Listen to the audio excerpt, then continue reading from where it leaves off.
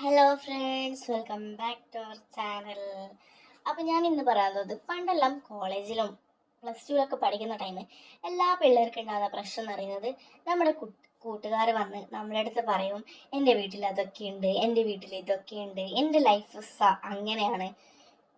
എന്നിട്ട് മിക്ക കുട്ടികളും വീട്ടിൽ പോയി അമ്മയോട് പറയും, അമ്മേ ഗീതയുടെ അച്ഛന് അതുകൊണ്ടെന്നത്ര, ഗീതയുടെ അമ്മയ്ക്ക് അതുണ്ടത്ര, ഗീതയുടെ അച്ചാച്ചന് അങ്ങനെയുണ്ട് എന്നൊക്കെയുള്ള ആഗ്രഹം ഞങ്ങൾ.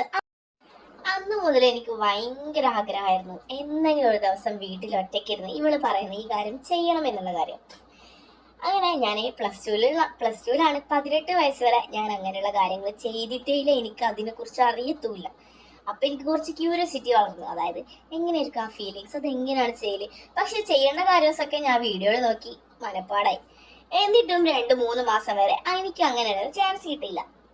ഞാൻ അവളോട് ഇരുന്ന് കഥയൊക്കെ പറയും. അവളോട് ഇരുന്ന് കഥ പറയണ്ട, അവൾ എന്നെ കാണുമ്പോൾ, എന്നെ ഇടയ്ക്കിടയ്ക്ക് മാത്രമേ അവൾക്ക് കിട്ടത്തുള്ളൂ. അവളെ കിട്ടുമ്പോൾ തന്നെ എനിക്ക് ആഗ്രഹം തരും. അതായത് നീ ഇത് ചെയ്ത് നോക്കണേ, ഇന്ന് രാവിലെ വരെ അത് ചെയ്തു, ഇന്നലെ ഞാൻ കോളേജ് വിട്ട് പോയിട്ട് വീണ്ടും വീട്ടിൽ നിന്ന് അത് ചെയ്തു. എന്താണ് അവൾ അങ്ങനെ പറയുമ്പോൾ എനിക്ക് ആഗ്രഹം ഇങ്ങനെ കൂടിക്കൂടി വരിക. എനിക്ക് എന്തായാലും അത് ചെയ്യണം ഒരു ദിവസമെങ്കിലും. അതായത് അവൾ പറഞ്ഞ്, ലൈഫിൽ മനുഷ്യന്മാർക്ക് സ്വർഗം കിട്ടണമെങ്കിൽ അതൊന്ന് ചെയ്ത് നോക്കിയാൽ മതി, അത്രക്കും അടിപൊളിയാണ് എന്നൊക്കെയായിരുന്നു അവൾ എന്നോട് പറയുന്നത്. അപ്പൊ എനിക്ക് ക്യൂരിയോസിറ്റി കൂടി. അതായത് ആർക്കായാലും അങ്ങനെയുള്ള ഒരു ആഗ്രഹം കൂടിപ്പോകും.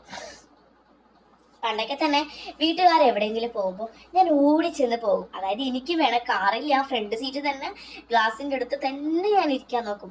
അങ്ങനെ ഒരു ദിവസമായിരുന്നു എനിക്ക് ഒരാഗ്രഹം. അതായത് എന്താണെന്ന് വെച്ചാൽ, എനിക്ക് കോളേജിൽ എക്സാം ആയിരുന്നു. അപ്പോൾ വീട്ടിലുള്ള എല്ലാവരും വിരുന്നിന് പോവാണ്. അതായത് എൻ്റെ ഏട്ടൻ്റെ കല്യാണം കഴിഞ്ഞു. അപ്പോൾ ഭാര്യയും ഭർത്താവിനും മാത്രമല്ല, വീട്ടിലുള്ള എല്ലാവരെയും വിരുന്നിന് വിളിച്ചതായിരുന്നു. എൻ്റെ വീട്ടില് 18 പേരുണ്ട്. അപ്പോൾ 17 ആൾക്കാരും വീട്ടിൽ നിന്ന് പോവുകയാണ്. അതായത് നമ്മുടെ ഉള്ളിലൊന്നും ക്യാമറ ഇല്ല, പുറത്ത് മാത്രമേ ക്യാമറ ഉണ്ടായിരുന്നുള്ളൂ. എല്ലാവരും പോകുന്ന ടൈം എനിക്കൊന്ന് സന്തോഷമായി. ഞാൻ പറഞ്ഞു, എനിക്ക് വരാൻ പറ്റത്തില്ല, എനിക്ക് എക്സാം ആണ്, എന്തായാലും ജയിച്ചേ പറ്റൂ. കാരണം ക്ലാസ്സിൽ എല്ലാത്തിലും നല്ല പാസ്സാകുന്ന ഒരാളാണ് ഞാൻ. അപ്പൊ എനിക്ക് തീരെ വരാൻ പറ്റത്തില്ല. കാരണം നിങ്ങൾക്കറിയാവുന്ന, പാസ്സാവുന്ന കുട്ടികളെ ഏതെങ്കിലും ഒരു സബ്ജക്റ്റിൽ മാർക്ക് പറഞ്ഞ ടീച്ചർ ഒട്ടും പഠിക്കാത്ത കുട്ടികളെ ടീച്ചർ ഏറ്റവും കൂടുതൽ വഴക്ക് പറയുന്നത് പഠിക്കാത്ത കുട്ടികളെയും കാട്ടിയും പഠിക്കുന്ന കുട്ടികൾക്ക് ഒരു ഇച്ചിരി മാർക്ക് കുറഞ്ഞതുകൊണ്ടാണ്. അതുകൊണ്ട് തന്നെ കഴിഞ്ഞ എക്സാമിൽ കുറച്ച് ഉഴപ്പത്രം കാണിച്ച് എനിക്ക് നല്ല രീതിയിൽ മാർക്ക് കുറഞ്ഞിട്ടുണ്ടായിരുന്നു. അങ്ങനെ ടീച്ചറും നല്ല രീതിയിൽ പാരൻസിന് വന്ന് എൻ്റെ അമ്മയോടും എന്തൊക്കെയോ പറഞ്ഞിട്ടുണ്ടായിരുന്നു. അങ്ങനെ ഇവരൊക്കെ പോയ ടൈം ഞാൻ ഒറ്റക്കായി. അങ്ങനെ വേഗം തന്നെ ഡോറൊക്കെ അടച്ച് പുറത്തുള്ള ക്യാമറയൊക്കെ ഓൺ ചെയ്ത്, അത് അവർ ഓൺ ചെയ്തിട്ടായിരുന്നു പോയിട്ടുണ്ടായിരുന്നത്.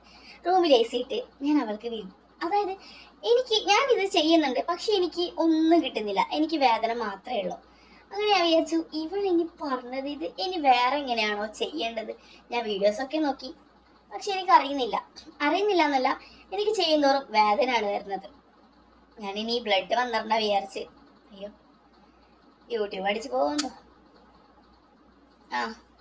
അങ്ങനെ ഞാൻ എൻ്റെ സുഹൃത്തിനെ വിളിച്ചു, അവളോട് ഈ കാര്യം പറഞ്ഞു. അതായത്, എടി എനിക്ക് പറ്റണില്ല, എനിക്ക് ഈ പറയുന്ന കാര്യങ്ങളൊന്നും വരുന്നില്ല, എന്താണിത്. അങ്ങനെ അവൾ എനിക്ക് കറക്റ്റ് പറഞ്ഞു തന്നു. ഞാൻ ഈ കറക്റ്റ് ചെയ്തുകൊണ്ടിരുന്നപ്പോൾ അവള് കോള് കട്ട് ചെയ്തു. ഞാനാണെങ്കിൽ അതിൻ്റെ തുമ്പത്തെത്തിയിരിക്കുകയാണ്. അങ്ങനെ ഫസ്റ്റ് പോയി. വീണ്ടും ഞാൻ ചെയ്യുന്ന ഇടയിലായിരുന്നു എൻ്റെ വീട്ടിൽ എനിക്കമ്മ ഒരു സർപ്രൈസ് തന്നിട്ടുണ്ടായിരുന്നു. അതായത് ഡെലിവറി പയ്യനെ എൻ്റെ അമ്മ ഡോറ് പോലും തുറന്നു കൊടുത്തിട്ടായിരുന്നു ഉണ്ടായിരുന്നത്. അങ്ങനെ അവന് ഫസ്റ്റ് ഫ്ലോറിൽ അവൻ വന്നിട്ടുണ്ടായിരുന്നു. അവൻ മെല്ലെ സ്റ്റെപ്പ് കയറി മീത്തിലോട്ടേക്ക് കയറി. ആരുല്ലേ എന്ന് ചോദിച്ചു. കാരണം താഴെ ഫുൾ ക്യാമറ ആയിരുന്നു. മീത്തിലോട്ട് കയറിയ ടൈം എൻ്റെ റൂമിൽ വരുമ്പോൾ ഓൻ കാണുന്നത് വേറെന്തൊക്കെയാണ്. അതായത് ഓൻ റൂമിൽ വരുമ്പോൾ തന്നെ എൻ്റെ എല്ലാം അവിടെ ചാടിയിട്ടുണ്ടായിരുന്നു. അങ്ങനെ അവൻ വിചാരിച്ചു, അങ്ങനെ അവൻ റൂമിലോട്ട് കയറി. ആ റൂമിൽ കട്ടിലിൽ ആരും ഉണ്ടായിരുന്നില്ല. ഇപ്പുറം തിരിഞ്ഞ് ഒരു സോഫയിൽ നോക്കുമ്പോഴേക്കും അവിടെ ഒരു തിരിപ്പുണ്ടായിരുന്നു. പക്ഷെ അവൻ വേഗം തന്നെ എന്നെ കണ്ട ഉടനെ അവിടെ നിന്ന് മാറാതെ അവൻ അത് തന്നെ നോക്കി നിന്ന് ഇങ്ങനെ സ്റ്റെക്കായതാണ് 1 മിനിറ്റ്. അപ്പൊ എനിക്ക് നാണക്കടായി. ഞാനാണെങ്കിൽ ഇവിടെ ഇങ്ങനെ കിടക്കായിരുന്നു.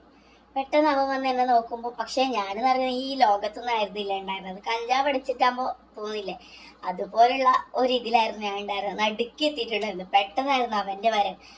അപ്പോ ഒരു പുലിക്കുട്ടിക്ക് ഒരു മാനിനെ കിട്ടുന്ന ഒരവസ്ഥ, അത് വിശന്നിരുന്ന ടൈമിൽ പുലിക്കുട്ടിക്ക് ഒരു മാനിനെ കിട്ടിയ എങ്ങനെ ഉണ്ടാവും, അതേപോലത്തെ അവസ്ഥ. അവൻ വേഗം തന്നെ എൻ്റെ കയ്യിൽ, എന്നിട്ടും അത് അവൻ നോക്കിക്കൊണ്ടിരുന്ന് അവൻ എൻ്റെ കയ്യിൽ ആ സാധനമൊക്കെ തരുകയാണ്. ഞാനാണെങ്കിൽ അതും വാങ്ങിച്ച്, എൻ്റെ മനസ്സൊക്കെ വേറെ എവിടെയാണ്. അങ്ങനെ അവൻ എന്നോട് പറഞ്ഞു, ഞാനിത് അമ്മയോട് പറയത്തില്ല എന്നവൻ എന്നോട് പറയുകയാണ്. അപ്പൊ ഞാൻ പറഞ്ഞു, ഞാനും ഇത് അമ്മയോട് പറയൂല, എന്നെ സഹകരിക്കണം, എനിക്ക് നിന്റെ സഹായം ആവശ്യമാണ് എന്ന് ഞാൻ അവനോട് പറഞ്ഞു. ഞാൻ വേഗം തന്നെ ഹാളിൽ പോയി ആ ഡോറൊക്കെ അടച്ചു, അവന്റെ കൈ പിടിച്ചു, എൻ്റെ റൂമിൻ്റെ ഡോർ അടച്ചു. പിന്നീട് ചെയ്തത് ചരിത്രമായിരുന്നു. അങ്ങനെ എന്നോട് അമ്മ പറഞ്ഞു, അവൻ എന്താണ് ഇറങ്ങാൻ വൈകിയത്? അപ്പൊ ഞാൻ പറഞ്ഞു, ഞാൻ ജ്യൂസ് കുടിക്കുന്നുണ്ടായിരുന്നു ആക്കിയ ടൈം, അതുകൊണ്ടാണ് അവനെ വൈകിയത്. പിന്നീട് അമ്മ പറഞ്ഞിട്ടില്ലല്ലോ സർപ്രൈസ്. അങ്ങനെ ഞാൻ അമ്മയ്ക്കും കുറെ വിളിച്ചു, അപ്പൊ അമ്മയുടെ കോളും കിട്ടിയില്ല. പിന്നെ അവൻ എന്നോട് പേടിക്കേണ്ട, ഇത് അമ്മ തന്നതാണ്, അങ്ങനെ ഇങ്ങനെ. അപ്പൊ ഞാൻ എങ്ങനെയാണ് ഡോറ് തുറന്നത് എന്നൊക്കെ ചോദിച്ചാണ് ടൈം പോയത് എന്ന് പറഞ്ഞു. അപ്പോൾ അമ്മയ്ക്ക് ഇതുവരെ ഡൗട്ടൊന്നും ഉണ്ടായിരുന്നില്ല. പക്ഷെ പൊന്നു മക്കളെ, അവളോട് ഞാൻ പിറ്റേ ദിവസം പോയി കഥ പറഞ്ഞു. അന്ന് മുതൽ അവള് പറഞ്ഞു, ഡി അത് ഒരാളൊക്കെ ചെയ്യുമ്പോൾ എങ്ങനെയാണ്, എനിക്ക് അതിന്റെ ഫീലിങ്സ് അറിയണമെന്ന് പറഞ്ഞ് അവൾ എന്നോട് ആഗ്രഹം വീണ്ടും വീണ്ടും ചോദിച്ചുകൊണ്ടിരുന്നു. അപ്പൊ ഞാൻ അവളോട് പറഞ്ഞു, മോളെ നീ ഇത് ചെയ്ത് നോക്കണം. അവൾ എന്നെ ആഗ്രഹിച്ചതിന്റെ 10 ഇരട്ടി ഞാൻ അവളെ ആഗ്രഹിപ്പിച്ചു. അങ്ങനെ അവള് പറഞ്ഞു, ഡെലിവറി പയ്യന്മാരും ഇതിനൊക്കെ നിൽക്കുമല്ലേ? ഞാൻ പറഞ്ഞു, നിന്നതല്ല, അവൻ എന്നെ. അങ്ങനെ അവൾ എന്നോട് പറഞ്ഞതിന്റെ 10 ഇരട്ടിയായിരുന്നു എനിക്ക് കിട്ടിയിട്ടുണ്ടായിരുന്നു. അതായത് അവള് വെറും കൈവച്ചായിരുന്നു പറഞ്ഞിട്ടുണ്ടായത്, പക്ഷെ എനിക്ക് അതിന്റെ ഒരു ഒറിജിനൽ ടൈപ്പ് തന്നെ കിട്ടിയിട്ടുണ്ട്. അപ്പൊ അത് എനിക്ക് ഒന്നൊന്നര ഫീലിങ്സ് ആയിരുന്നു മക്കളെ. അപ്പൊ ഇതുപോലുള്ള കഥകൾ വീണ്ടും നിങ്ങൾക്ക് കേൾക്കാൻ ആഗ്രഹമുള്ളവർ തീർച്ചയായിട്ടും വാട്സപ്പിൽ എനിക്ക് മെസ്സേജ് അയക്കുക. ഈ നമ്പറിൽ എനിക്ക് മെസ്സേജ് അയച്ചാൽ നിങ്ങളെ ഞാൻ ഒരു ഗ്രൂപ്പിൽ ആഡ് ചെയ്യും. അതിൽ 500 രൂപ പേ ചെയ്യണം. പേ ചെയ്താൽ മാത്രമേ ഞാൻ നിങ്ങൾ ഗ്രൂപ്പിൽ ആഡ് ചെയ്യും. അപ്പോൾ അതിന് താല്പര്യമുള്ളവർ തീർച്ചയായിട്ടും എനിക്ക് ഈ നമ്പറിൽ വാട്സപ്പിൽ ഹേ ഇടുക. പിന്നെ ഒരു കാര്യം, വാട്സപ്പിൽ ഹേ ഇട്ടാൽ ഞാൻ നിങ്ങളെ വാട്സപ്പ് ഗ്രൂപ്പിൽ തന്നെ ജോയിൻ ചെയ്യത്തില്ല. ഇപ്പോൾ ടെലിഗ്രാം ഗ്രൂപ്പാണ്.